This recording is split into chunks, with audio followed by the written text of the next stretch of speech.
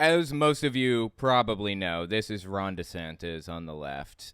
He announced for president, and he did it on a Twitter space with Elon Musk. So as most of you know, Elon Musk is the owner of Twitter. So this is like a transparent attempt to pull in like moderates or people, Elon fans, people who fancy themselves moderates but really aren't that moderate at all. They're more right-wing. So I want to listen to the entire thing, like the whole breakdown of the presidential announcement, the conversation they had. It's about an hour long. From my understanding, I think that Twitter failed and the entire Twitter space dropped when they started because Twitter sucks. Because Elon fired like 3/4 of the staff and just started unplugging things when he got there, basically. Things that he needed for this thing to operate.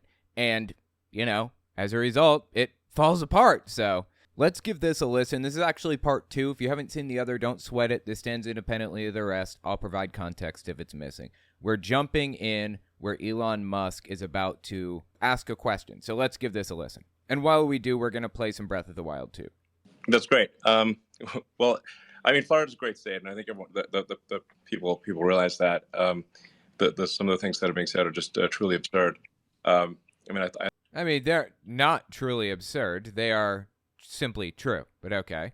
I saw some headline from The Atlantic basically claiming that anyone who listens to this spaces on Twitter is basically a Nazi.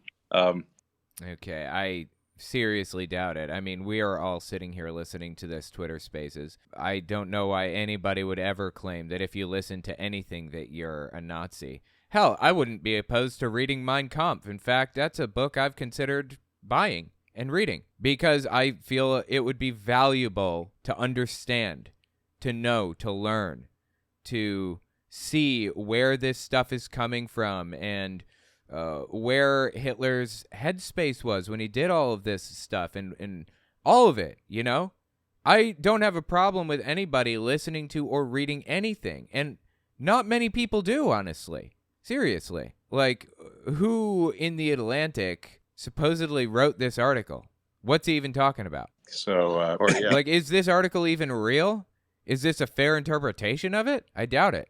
That was The Atlantic, and then Vanity Fair said that that you were hosting or interviewing because David Duke wasn't available. Oh yes. Although I'm not. Okay, if you don't know David Duke, he's the head of the KKK, and that's actually kind of an interesting comparison. The talking points that Ron DeSantis is using, the things that he's saying, and I'm saying this with a completely straight face, is somebody who covers this stuff for a living, who's been doing it for 7 years. The things that Ron DeSantis says are exactly what the KKK has been saying since the 1980s. If you doubt me on that, I have a video on my main channel where I look at an interview with an ex-KKK Grand Wizard, the head of the KKK from 1982. I listened to his breakdown of his complaints, and they are exactly the complaints that Ron DeSantis is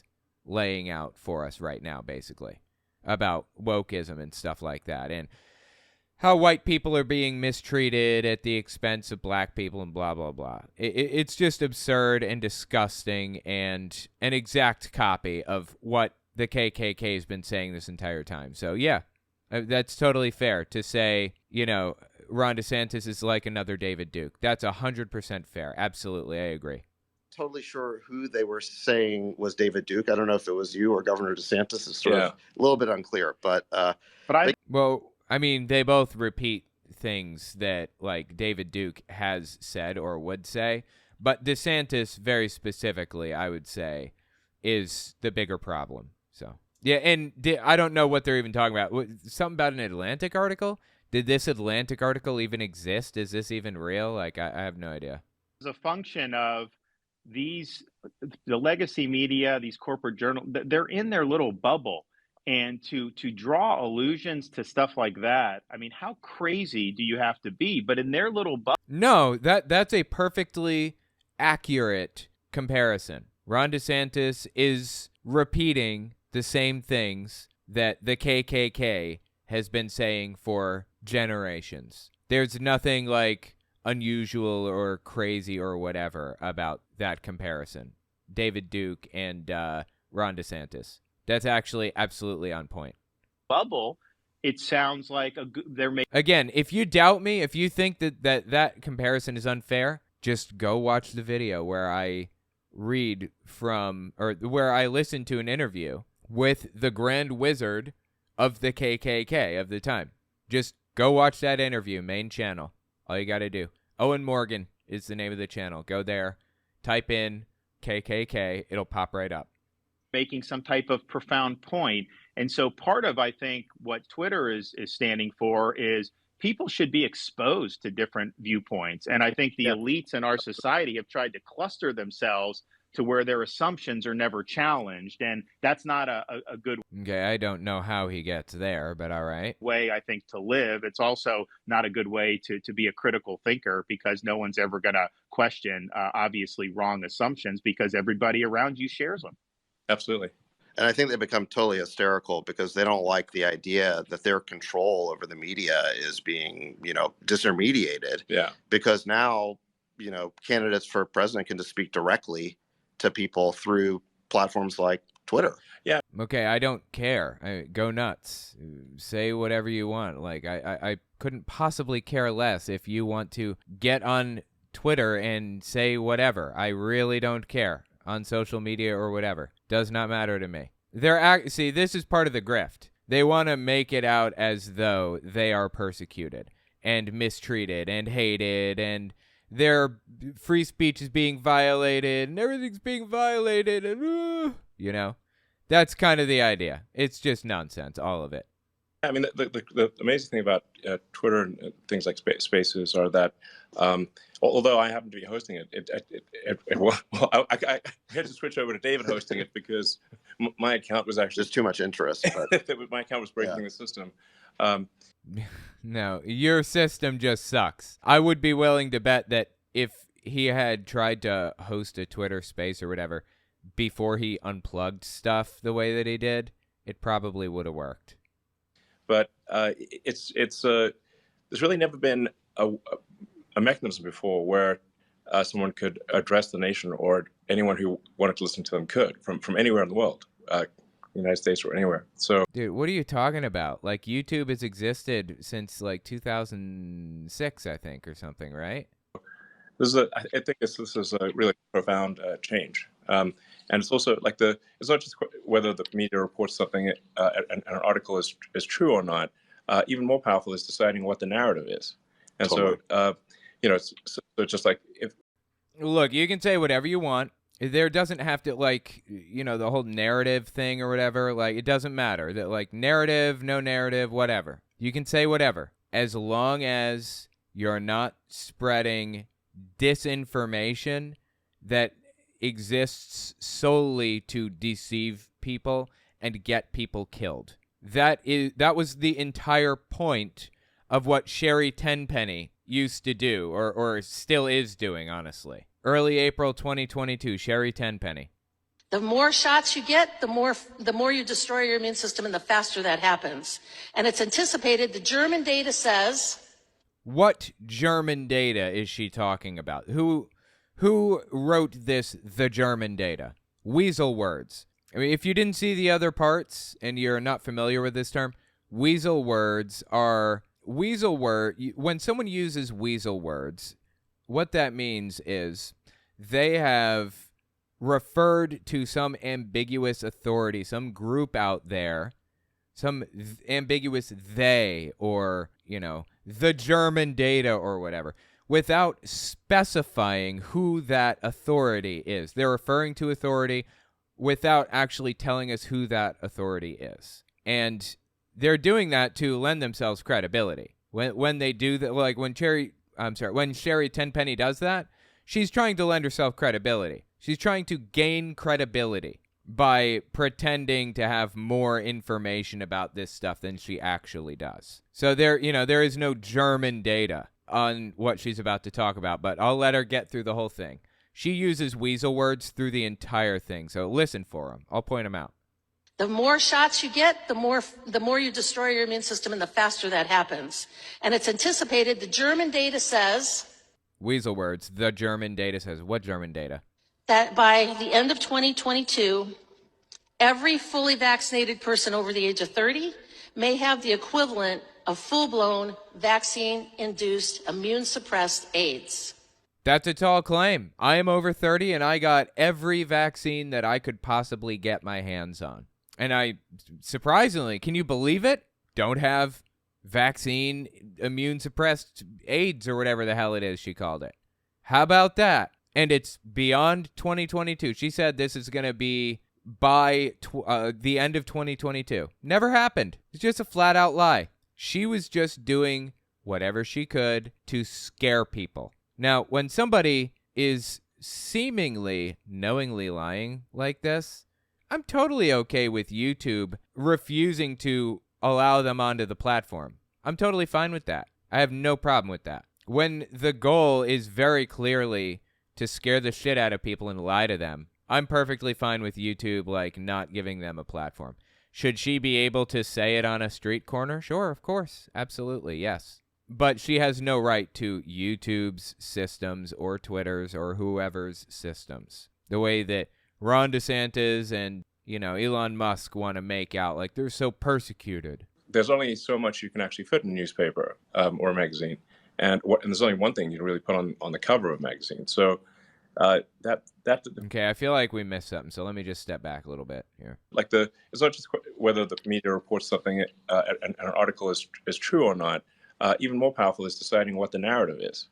Oh, I see. So he's talking about like putting something on the front of a magazine because the front page is what gets the most attention. Yeah, I understand. And so it's just like if there's only so much you can actually fit in a newspaper or a magazine. And there's only one thing you can really put on the cover of a magazine. So whoever's deciding that is deciding to not talk about other things. Well, it's interesting he says that because Elon Musk is deciding what will be on the front page of Twitter and what things will make it to the top and what things won't. So he's talking about like all these problems like, oh my God, people are, making decisions about what makes it into a magazine and stuff. That's just not fair. Well, you're doing the exact same thing. There is like literally no difference here. So I don't know what you want. Whereas with a public... It's like when... I'm sorry, I'm going to step back again. It's like when Elon Musk came in and he said, incorrectly, Twitter used to have a left-wing bias. That's what he said. It didn't. But he said, I'm going to give it a right-wing bias now.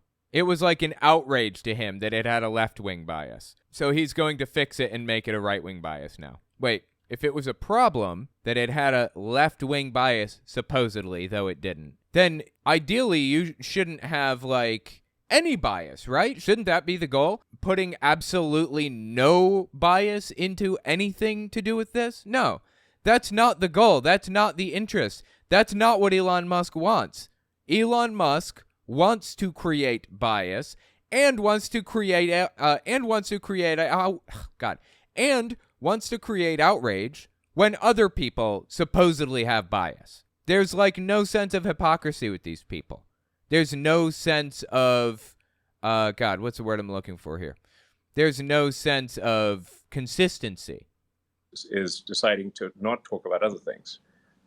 Whereas with a public digital town square, like we have here, it's possible for the public to choose the narrative. It empowers the people instead of... Well, that's an interesting point. Like, it's possible for the public to choose the narrative or whatever, but that would be true if it weren't for the fact that Elon Musk specifically and explicitly said that he was giving Twitter a right-wing bias. He said those words, so I don't know, like, what to do with that. A very tiny elite cabal, which I don't recognize the irony of me using that phrase, but nonetheless, it's true, and you judge by the results that this is a means for the people to decide the narrative, and for the people to decide which way a debate will go, not sort of 5 editors-in-chiefs of few newspapers, basically. Yeah, all of that is just garbage nonsense made to make Elon Musk look better than he actually is, among other people. Not just Elon Musk, but, Ron DeSantis and anyone else involved in this. And I think one of the really crazy things that happened during COVID is that social networks really started censoring dissenting viewpoints on COVID, medical viewpoints that ended up being totally correct in. Yeah, well, that's the thing. I don't know what he's talking about. That doesn't sound right. But even if those medical viewpoints did turn out to be completely correct, guess what? You didn't have any reason to believe that stuff at the time. You were wrong to make those assumptions. It's like the COVID lab leak theory, right?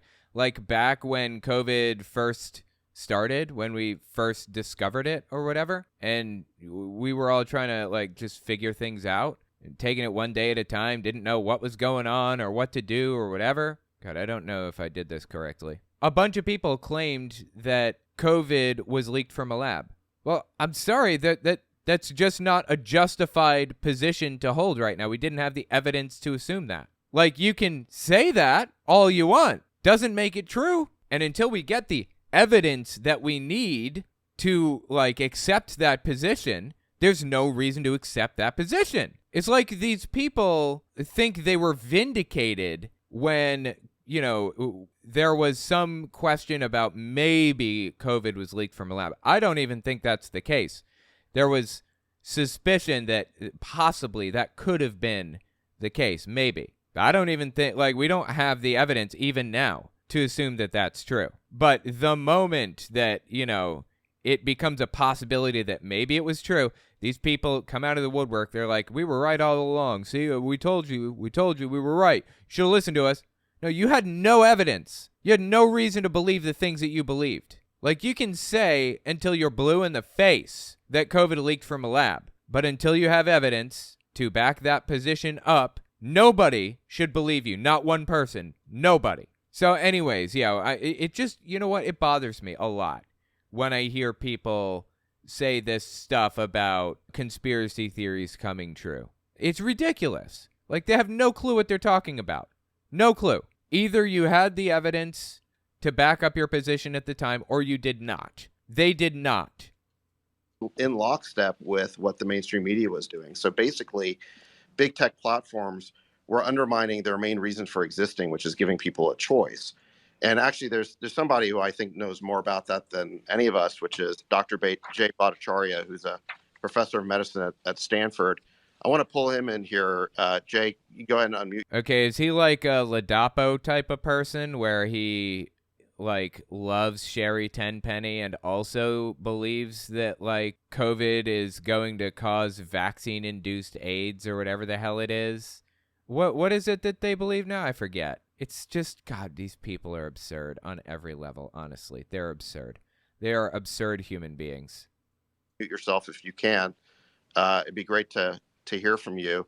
I know that during COVID, you worked with Governor DeSantis. It'd be great just to hear a little bit about your interactions and if you have a question for the governor.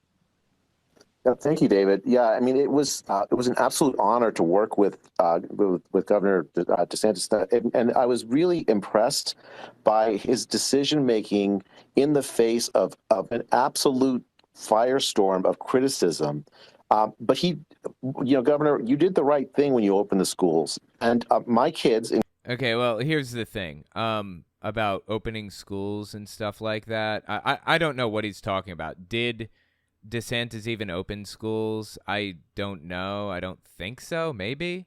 Who knows? I don't know. Maybe we should have opened the schools a little bit sooner than we did.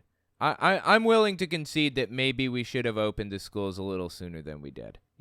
Apparently the kids lost about 6 months worth of education that they will never get back. It's not fantastic. It's bad, actually, that it saved a lot of lives, but it may have been preferable to send them back to school with lots and lots and lots of precautions rather than keep them home. But again, this is something that we didn't know for sure, and we were doing the best with the information that we had. And to claim that DeSantis had any more information than we did, or that he made any decisions any better than we did, or whatever, is just garbage.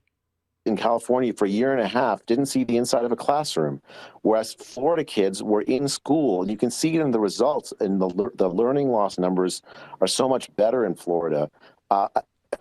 Yeah, I mean, obviously, if a kid goes back to a classroom, that they're going to have better numbers. That's obvious, of course. Again, maybe we should have sent the kids back to school a little bit earlier than we did, but you live and you learn, and we do the best with what we've got, right? I'm really curious, Governor, as you're running for president, what are your thoughts about reforming, the public health authority in the United States and the federal government, the CDC, the FDA, the NIH? How do you see the reforms we need so that the mistakes of the lockdowns that happened during the pandemic don't happen again when there's another pandemic? Okay, so I don't know which part we're in now. We may be in, we may only be in part 2, maybe part 3, but maybe just last part, or hell, maybe this part. I was talking about Sherry Tenpenny believing that, like, keys were sticking to people, right? Because they were magnetized by the COVID vaccine, just complete nonsense. Ron DeSantis hired a guy named Joseph Ladapo, who apparently loves Sherry Tenpenny, thinks she's fantastic, who did live streams with her and talked about how brave she is for fighting the narrative and all that other garbage. And not only did Joseph Ladapo, talk so highly of, Tenpenny, Ladapo also lied on research, straight up fudged numbers on research, really. So DeSantis does not hire the best people. He actually hires the worst people, the worst possible people for the job.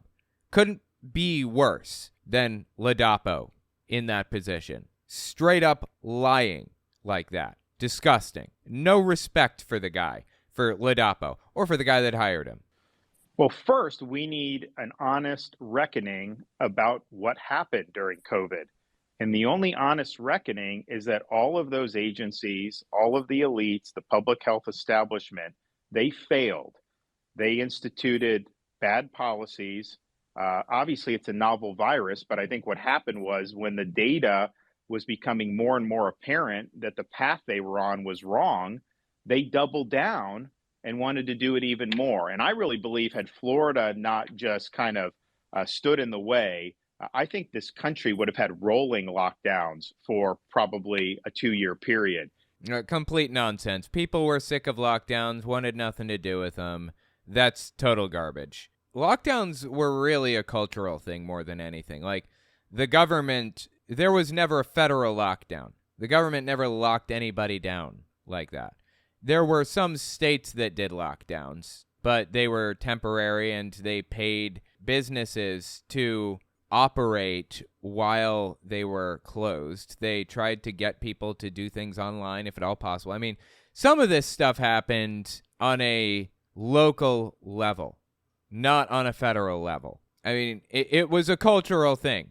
People just wanted to be done with lockdowns, and that's just what it was. You can't lock people down if they just don't want to be locked down anymore. And so their impulses were authoritarian. They were not following. Who is they? Who are we talking about right now when you say they? Again, weasel words. This guy's using weasel words right now. If you're not familiar with the term, weasel words is when somebody uses or references some ambiguous authority out there, some group of people out there that have the authority to say or do something or believe something or hold some position or whatever. That's what weasel words are. Ron DeSantis very obviously using weasel words here. Listen again. And so their impulses were... Whose impulses? Were authoritarian. They were not following the data. And I think... Who wasn't following the data? Who's he talking about? This is weasel words. When you hear people using weasel words, don't trust them. Automatically doubt what's being said and the person saying it. The U.S. government needs to acknowledge the failures. And I think all of those agencies need to be cleaned out. What I saw just dealing with them was I saw a interest in the narrative and in politics over evidence-based reasoning and evidence-based medicine. No, there was evidence-based everything all the way down the line. But Ron DeSantis hired people like Joseph Ladapo to be his attorney general and to do absolutely psychotic stuff, like straight up lie on scientific research. Straight up lie. Seriously. And so I don't have confidence that those agencies are up to the task. And I think you need major overhaul of the whole enchilada with respect to public health in this country. Your mom's a whole enchilada. Can I follow up with that? I mean, I think the other thing that I saw during the pandemic, Governor, and you was subject to it just as much as I was when we were talking about COVID. YouTube censored a video of us speaking about in a roundtable that you hosted.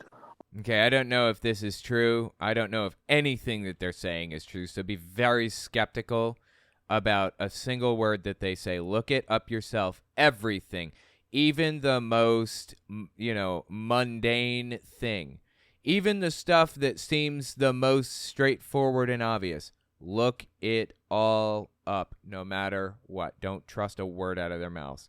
So anyways, they're saying that YouTube censored one of their things, okay?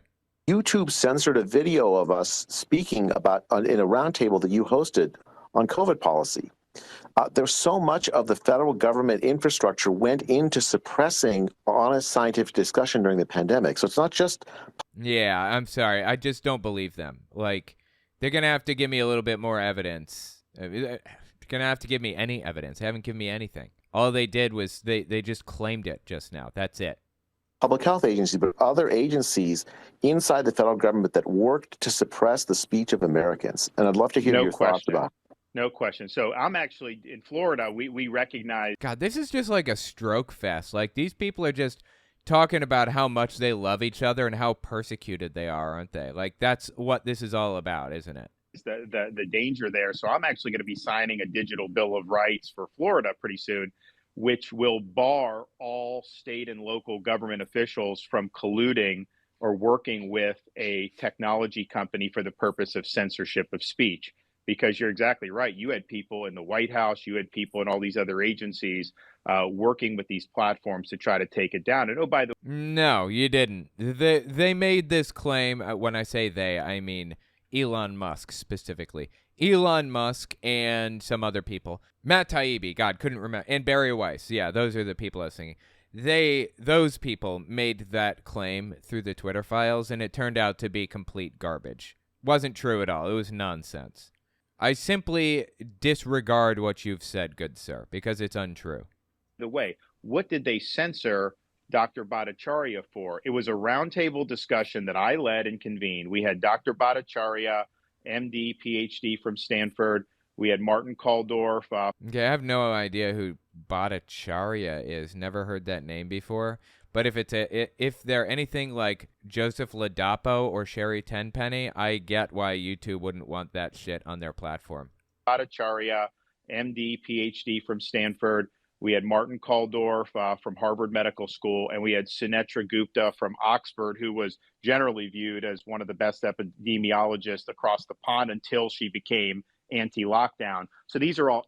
Okay, there's nothing wrong with talking about lockdowns being a questionable decision. Nobody was censored for saying they're not sure that a lockdown is a good idea. Nobody was censored for that. It's just that along with that came all these insane, unhinged ideas out of the woodwork, like, oh yeah, and COVID was created by a Chinese national who's trying to spread blah, blah, blah, blah, blah, and all that other garbage, and you can't forget, it also came with the claim that when you get vaccinated, it turns you magnetic and you can stick keys to your body. So, like, you can be anti-lockdown. YouTube had no problem with that. Nobody had a problem with that. That's a totally reasonable thing to talk about. But it wasn't just anti-lockdown that people were talking about. It was all the other garbage that came with it. Like, this is a joke, and they know that they're full of it. They know that they're twisting things around to make themselves look like victims when they weren't. It's just embarrassing. Eminent people. And what are we discussing? We're discussing whether there's any scientific basis to force a school child to wear a mask for 8 hours a day. They all agreed there was no basis to do it. Okay, so masks, this is complicated. In the beginning, masks were useful and helpful and valuable and did a lot. Masking helped a lot of people, saved lives by the simple fact that it slowed airflow coming from people's mouths, right? That's like the only factor that you would really need for to recognize that masks were valuable. But over time, as you know, the virus kind of mutated, evolved, and grew and changed and everything, it got better and better at avoiding or kind of escaping masks. And masks are only really useful in limited circumstances now. It's not really worth it anymore to mask inside, to my knowledge. I mean, I could be wrong on this, so you're going to want to fact check me. Make sure that I am getting this right. But I believe that masking indoors now isn't really valuable. But you know what? If it makes somebody feel better, if they feel more comfortable with me wearing a mask when I go to my barber or whatever, you know what I'm going to do? I'm just going to put a mask on. Who fucking cares? Why do you care? Put a mask on. What does it hurt? You know what? Walmart says to me, you can't come inside unless you have a mask on. You know what I'm going to do? I'm going to throw a fit and fall on the floor and scream and yell and tell them they're persecuting me. No, I'm just going to put a fucking mask on. That's what I'm going to do. And move on with my day. Who gives a shit? Why do you give a shit? And why are you using this as a point of persecution? These people must be persecuted. It's like a fundamental piece of their personality. They must find something to be persecuted over. It's embarrassing and sad. And that's what we're watching right now. We're just watching a big persecution fest. And that you should not have school mask mandates. YouTube thought that was, quote, anti-science and that should be taken down. But even at that point, we had already had enough experience in Florida where you had some schools that had done it before the state banned the mandates. You had some schools. Oh, right, because Florida actually banned people from mandating mask wearing. Why do you care? Honestly, why do you care? If schools are mandating masks, who does it hurt? What does it hurt? This is early on, too. This is when masks are actually valuable in those specific settings. Like I said, I don't think they're valuable in these specific settings anymore, in small enclosed spaces like that. I don't, to my knowledge. You're going to want to fact check me again, but I just don't understand why anybody gave a shit, like, at any point. Why did you care ever? Why was this ever on your list of things to, like, tackle or whatever?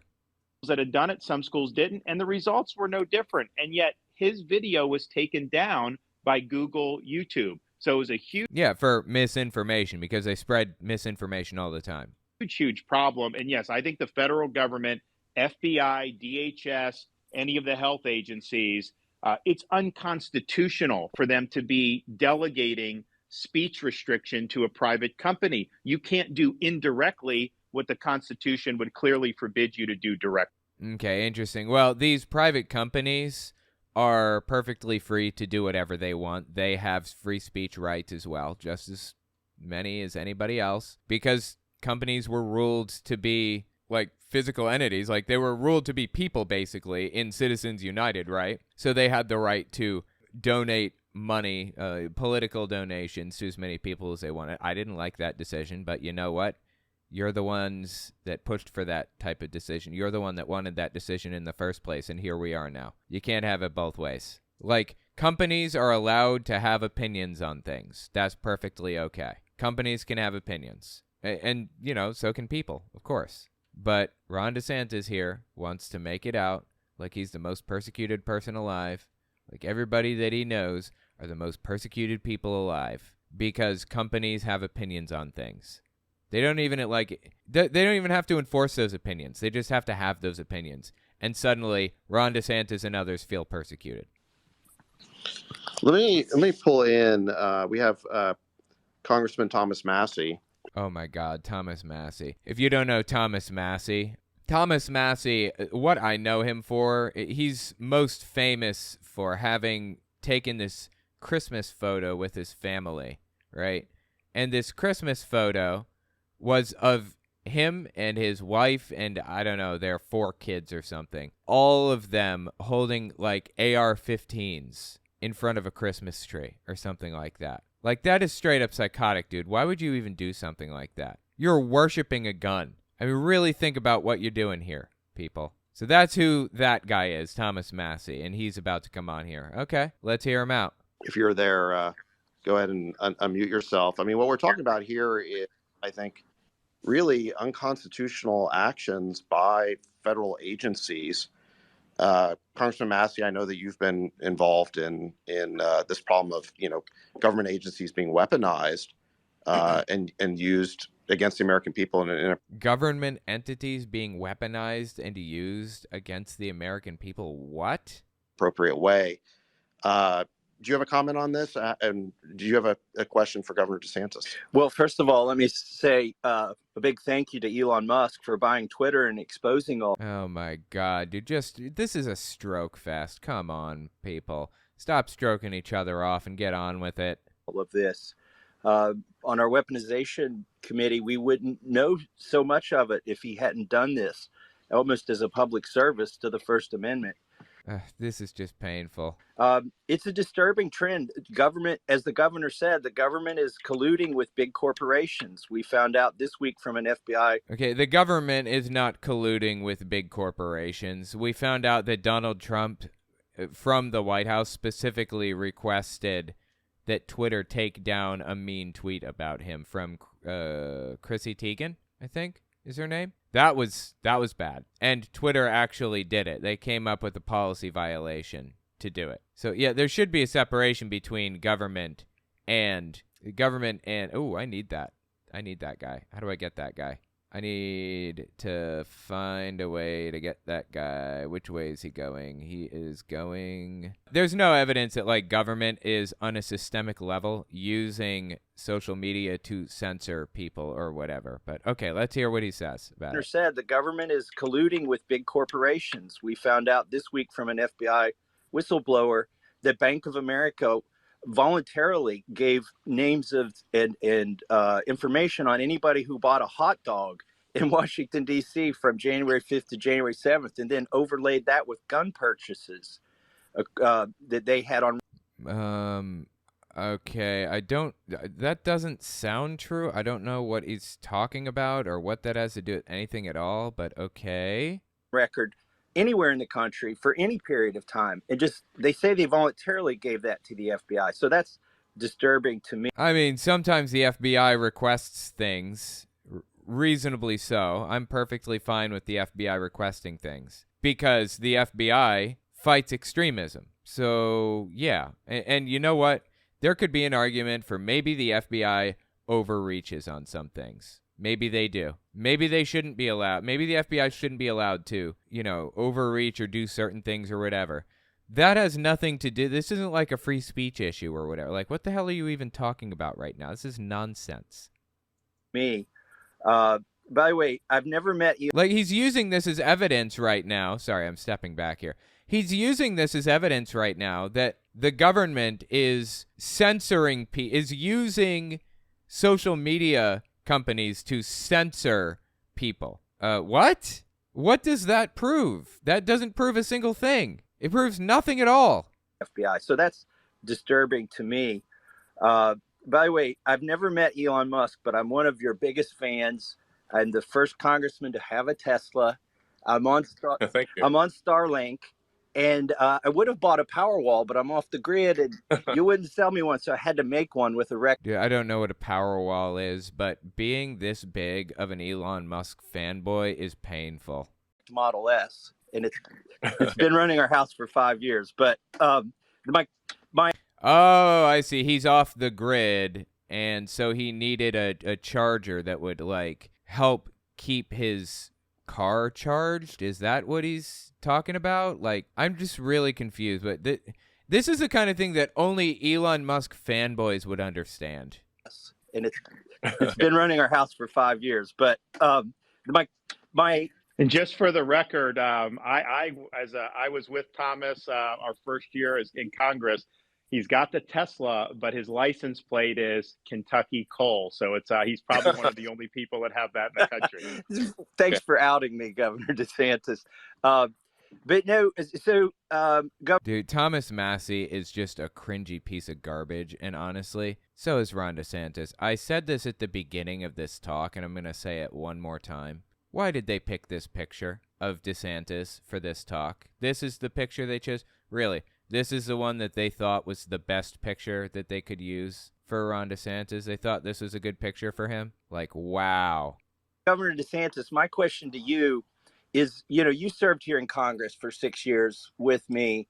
And why is it that Congress is so feckless at reining in these government agencies? And what do you think we need to do? And if you were president, what would you urge Congress, or what bills would you like to see and sign to rein in this, sort of overreach of government bureaucracy? Well, first, I think there's... Wait, I'm sorry. I didn't even hear that question. I was busy killing it on Breath of the Wild, too. Let me listen again. But no, so Governor DeSantis, my question to you is, you served here in Congress for 6 years with me. Right. DeSantis was in Congress for a while. Yeah, I believe. And why is it that Congress is so feckless at reining in these government agencies? And what do you think we need to do? That's an interesting question, actually. I like that. That's really good. And I have the answer to that question. Why is it that Congress is bad at, like, reining in these companies or whatever? Let me let you in on a little secret if you were unaware. Every president, I know they're talking about Congress. We'll get to Congress in a second, but every president ever has built up their own power base. They have never limited their own power. They have always expanded it. George Bush, everybody from, like, FDR all the way to, like, Trump. I don't know about Biden. I don't want to exclude him from the list, but I don't know of any ways in which he's expanded his power. I wouldn't be surprised if he has. We'll put it that way. Presidents expand their power, not limit it. That's especially the case, especially true when you get, like, Congress, right? Congress dealing with companies. The question was, why doesn't Congress rein in these companies and all that stuff? For the same reason that presidents never rein in their own power. Because it's valuable to them to be in good with these companies, basically. To have a good relationship with these companies. It's valuable to them to help these companies. And these companies, it's valuable to the companies to help the congressman. It's all corruption, but all boils down to corruption and the fact that nobody wants to lose power. So as long as power isn't being sacrificed, it will always be sacrificed by somebody else. It will always be expanded. That's one of the biggest problems, in my opinion. The fact that power just keeps getting expanded and expanded. So anyway, interesting question there. And if you were president, what would you urge Congress, or what bills would you like to see and sign to rein in this, sort of overreach of government bureaucracy? Okay, interesting question. If you were president, what would you do to rein in government bureaucracy? The answer is he'd do the exact opposite, just like every other president. He would expand his power. He would make himself, or he would give himself more authority. But okay, let's hear what he has to say. Well, first, I think there's a lot that the executive branch can do, and all I will say when it comes to these agencies, we'll go into this a little bit more as the campaign goes on, but buckle up when I get in there, because So he's going to say, to the question, how are you going to rein in bureaucracies? Or how are you going to limit power? How are you going to limit the power of the government or of the executive branch? The answer is, buckle up, you'll see. The real answer is, I'm not. I'm going to expand it. That was always the real answer. The status quo is not acceptable, and we are going to make sure that we reconstitutionalize this government And these I don't know what that reconstitutionalize. What the hell do you even mean by that? That's a meaningless statement. Reconstitutionalize? The hell do you mean by that? agencies are totally out of control. There's no accountability, and we are going to bring that in a very big way. Now, part of the reason it's gotten so bad, power's been consolidated in effectively a fourth branch of government because Congress hasn't used its two main powers that it has under the Constitution. First, the power of the purse. If an agency is engaging in conduct that is outside the realm of what is legal, or you think it's not good for the public interest, then you can remove the funding for those operations.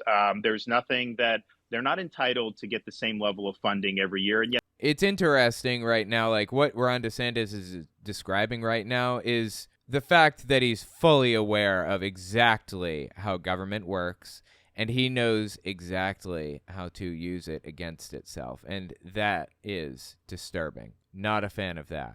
This is why, in my opinion, he's even more dangerous than Donald Trump as a president.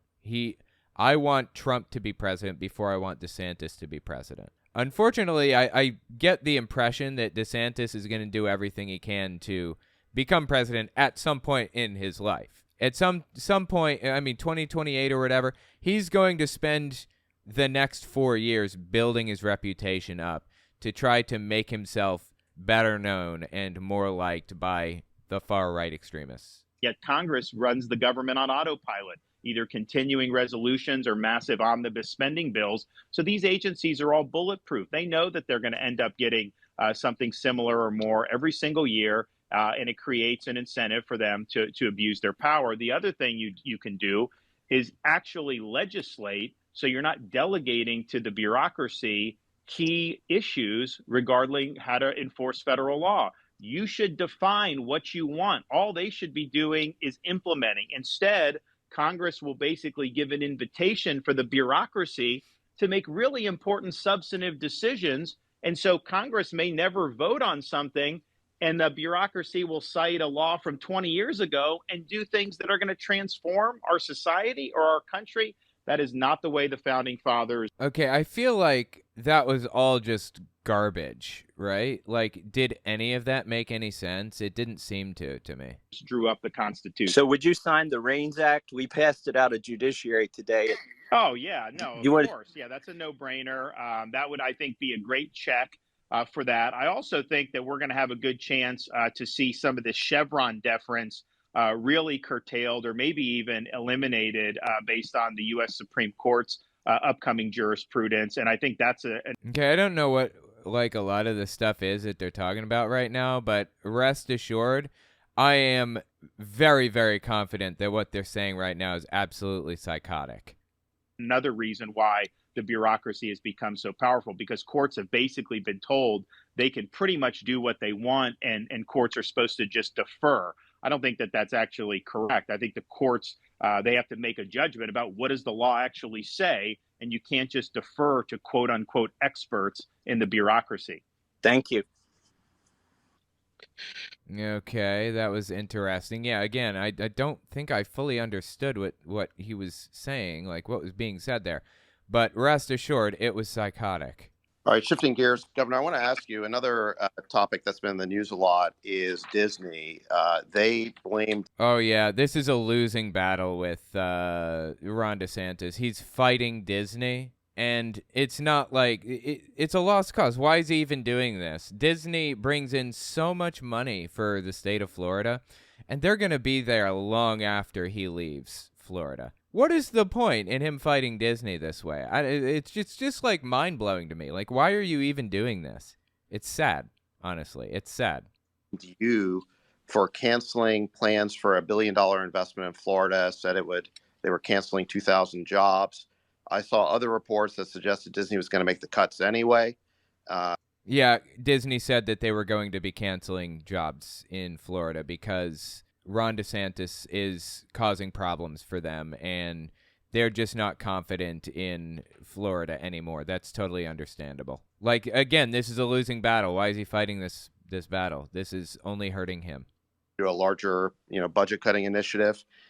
Regardless of why they did it, why do you feel your fight with Disney remains important? considering you already beat them on the parental rights bill that they opposed? And what would you say to some of your opponents in this race who argue that the fight has dragged on too long? So, first of all, Florida stands for the protection of children. We believe jamming gender ideology in elementary school is wrong. Okay, well, Disney's not doing that. What the hell are you even talking about? At no point did they ever do that. Children, we believe jamming gender ideology in elementary school is wrong. Disney obviously supported injecting gender ideology in elementary school. No, they didn't. Disney just didn't speak out against a bill, and that upset Ron DeSantis. So, he started kind of going after them. After that, Disney decided to host their first ever gay pride something or other, their gay day or something. I don't even remember what it was now, at the park, as kind of a fuck you to Ron DeSantis. Like, you know what? We can do whatever we want. You don't own us. And that's when the war started in full. Disney didn't do anything. Ron DeSantis just started this war, seemingly for no reason. Like, really? Such a stupid decision to make, honestly. So, anyways, yeah, Ron DeSantis picked a fight with, like, one of the companies that brings in the most money to his state. And is, in my opinion, he's completely screwed the pooch on this one. Sorry, man, you screwed the pooch. They did oppose our parents' rights legislation. And the fact is, when they opposed it, that was a big deal because for 50 years, anytime Disney wanted something in Florida politics, they pretty much got it. But not this time. I signed the bill.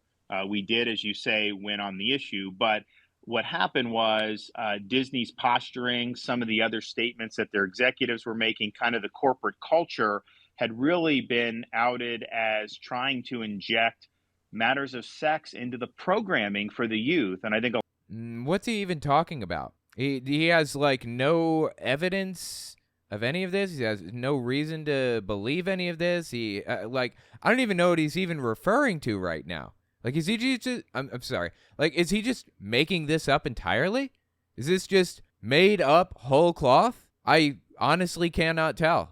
A lot of parents, including me, look at that and say, that's not appropriate. I mean, we want our kids to be able to just be kids, and that's kind of our mantra. So you had this setup. Yeah, nobody was stopping that. Disney was not stopping that. Kids are free to be kids still, like always were. He's trying to justify his war with Disney right now. Like, this is ending badly for you, Ron. Give up the war, honestly. Like, you look like a fool, and you're making a mess out of everything right now. This is a bad idea for you, truthfully. Give up the war for your own good.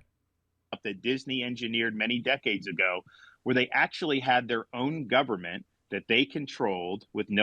Okay, so what he's referring to here, he says Disney had their own government. I'm going to step back, and we're going to listen to this whole thing in context in a minute, because I know I'm stopping like every 3 seconds, and I want to make sure we have context. But Disney did actually have... I don't know what you'd call it. It's not technically like their own government, I don't think, but it basically amounted to like they didn't have to pay taxes because they had their own special district within Florida. Like Disneyland was its own, or Disney World or whatever, was its own special district. And that's because Disney takes care of all of the parks and the benches and the trash cans and, everything.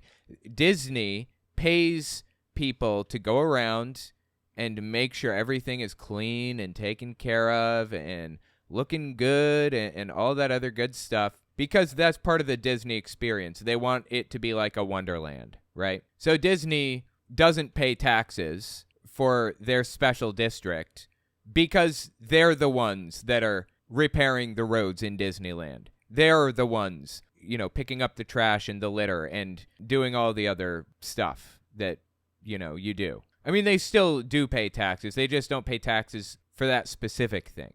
So, anyways, that's what he means when he says they had their own special district. That's what he means when he says they had their own government. They didn't really have their own government. It's not really their own government. It's just their own special tax district, basically, where they didn't have to pay taxes in the same way that like other companies do because they dealt with the things that the government would normally deal with, basically. No accountability. They were exempt from the So, okay. Now, I stopped it a whole bunch, so let's just step back like 20, 30 seconds and then listen to it in its context. Been outed as trying to inject matters of sex into the programming for the youth. And I think no idea what you mean. That's nonsense. A lot of parents, including me, look at that and say, that's not appropriate. I mean, we want our kids to be able to It's not true. just be kids. And that's kind of our mantra. So you had this setup that Disney engineered many decades ago, where they actually had their own government that they controlled with. Again, that's that special district. It wasn't their own government. It was just their own special tax district that they cleaned up and took care of. No accountability. They were exempt from the laws that all their competitors had to follow, massive tax breaks, and they even racked up municipal debt. And Florida basically put them on a pedestal many decades ago and joined the state with. I mean, this is all made up in an attempt to like make Disney look really, really bad, when in reality, Disney is the reason why Florida has as much money as it has. And Ron DeSantis going to war with them was like one of the biggest mistakes he's ever made, in my opinion. With this one company at the hip, we just didn't feel that we were comfortable maintaining that relationship. And so we ended their self-governing status. So Disney has to live under the same laws as everybody. So basically, Disney had this thing where they had the ability to maintain their own parks and stuff, because that's like part of the Disney experience, right? Is like everything is perfectly pristine and clean and beautiful and all that stuff. That's part of the deal. And they didn't pay taxes because why would they? They are doing the work. They are taking care of this stuff. And DeSantis ended their status as like, the special district. So now they have to pay the taxes anyways, despite the fact that they're still doing all of this work. So he's this is big government. This is Ron DeSantis making government bigger, basically. This is Ron DeSantis attempting to expand the power of the government and make things worse for everybody around. Make the Florida government more powerful, make the Florida governor more powerful, of course.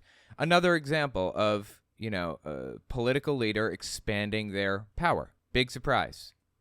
You got to pay the same taxes as everybody, and obviously they'll be responsible for those debts. So the reason why there's a, quote, fight is just because they filed a lawsuit against the state of Florida trying to get their special privileges reinstituted. But I don't think that that's good policy. And I think some of these Republicans that are taking Disney's side, they're basically showing themselves to be corporatists because these. No, I mean, Disney is massively valuable to the state of Florida, like massively valuable. Oh, my God. And the fact that he decided to go to war with them like this is just embarrassing. What are you thinking, Ron? What's wrong with you? You have no idea what you're doing, do you? It's like really sad that he's making such a mess of everything. These are all corporate goodies. This is not the way you would run a competitive economy. And the arrangement had really outlived its usefulness, but it persisted because Disney was so politically powerful. I think the company's ethos have changed in a way that's alienated a lot of people in our legislature and in Florida. And so there was really no justification to keep it. But make no mistake, they're suing to try to get special privileges. No, they're suing because Ron DeSantis is very obviously at war with him or with Disney. I mean, that's clear as day, right? And he's even talking about his war with Disney right now. Like, it was one of his questions. You're at war with Disney right now. Like, why? And are you going to do something about that? Are you going to change this or that or whatever? Seriously, like, think about this. Think about what he's saying and doing right now. He's kind of incriminating himself a little bit, right? It's embarrassing. People are making money in Florida hand over fist because we have a great business climate. That's not good enough for them. They want to be treated differently than Universal and SeaWorld, and we don't think that that's appropriate. So, I think that they should withdraw the lawsuit, but obviously we're going to defend our actions because we think we have the right to do what we did. It's funny. The media used to criticize Republicans for being in the pocket of big corporations, and now they're attacking you because you're not. Well, not only that, David, it's interesting because the media in Florida for Yeah, I'm sorry, man. You're just like, you have stepped in it with Disney. They're one of the most helpful and valuable assets in the state of Florida. And this dude's doing everything he can to burn that bridge to the ground hard. I think that they should withdraw the lawsuit, but obviously we're going to defend our actions because we think we have the right to do what we did. It's funny. The media used to criticize Republicans for being in the pocket of big corporations, and now they're attacking you because you're not. Well, not only that, David, it's interesting. Well, Republicans are in the pockets of big corporations. It's just Ron DeSantis wanted to force this corporation to fall perfectly in line with what he was doing and what he believed ideologically, and they didn't want to. So, yeah, he's going after them because they are not in his pocket, because they are not doing what he wanted. Because the media in Florida for years had hammered Disney, and they would point out like that this was not a good arrangement because Disney was not accountable to anyone. I mean, when the state control board took over this district, the firefighters came to the board and they said, hey, we weren't getting survivor benefits for some of these widows. And so the state control board actually paid out some of the benefits that they were getting stiffed on. There were a lot of people in Central Florida who were Your mom was getting stiffed. really thankful that there was some accountability being brought to bear because, it's human nature. If there's no accountability over any individual or entity, of course, they're going to behave differently than if you have normal accountability. I mean, there was accountability over Disney. What is he talking about? I mean, there was as much accountability over Disney as there is over any company. Like, I don't like Disney, and I don't like the fact that there is almost no accountability for any company anyways. But it's not like they had no accountability because of the fact that they had a special district. Like, he's just trying to portray this as something completely different than what it actually was. But the media was always very hostile to that. But just because I happen to be involved in bringing it back to reality and making sure that they were under the same laws, well, then all of a sudden they're running to Disney's defense. I mean, are you kidding me? And oh, by the way, on this project, they had announced this many years ago. They had not done anything for it, but that is actually not in Reedy Creek. So that was in a different part of Orlando. And so none of the issues that are involved in their suit would have made a difference there. Obviously, as a public. Dude, I think Disney's going to win this lawsuit against Ron DeSantis, honestly. I really do. I think they're going to win. Publicly traded corporation, they have a fiduciary duty to do what's best for their shareholders. So I'm assuming if they were in better financial shape and they saw the project as lucrative, they would have gone forward with it. But I think clearly they've had some problems with their stock price and a lot of other issues. And I'd also just finally point out, nobody probably has made Disney more money than me because they were open during COVID and they were closed in California. And that went on. No, I mean, no, Florida, I'm sorry. Florida's decision to open or close or whatever had no bearing ultimately on what Disney chose to do. Disney closed their parks at a certain point because they were worried about what was going to happen, about people getting sick and things like that. It's really, really bad publicity if an outbreak takes place because of your park, because of your decisions. That's bad publicity. You do not want that. So what he's saying here is simply designed to make him look like he's helping Disney, when in fact he has done nothing but attempt to destroy Disney. I don't know what his point is here. This is not just tell the truth. Why are you even lying about this, honestly?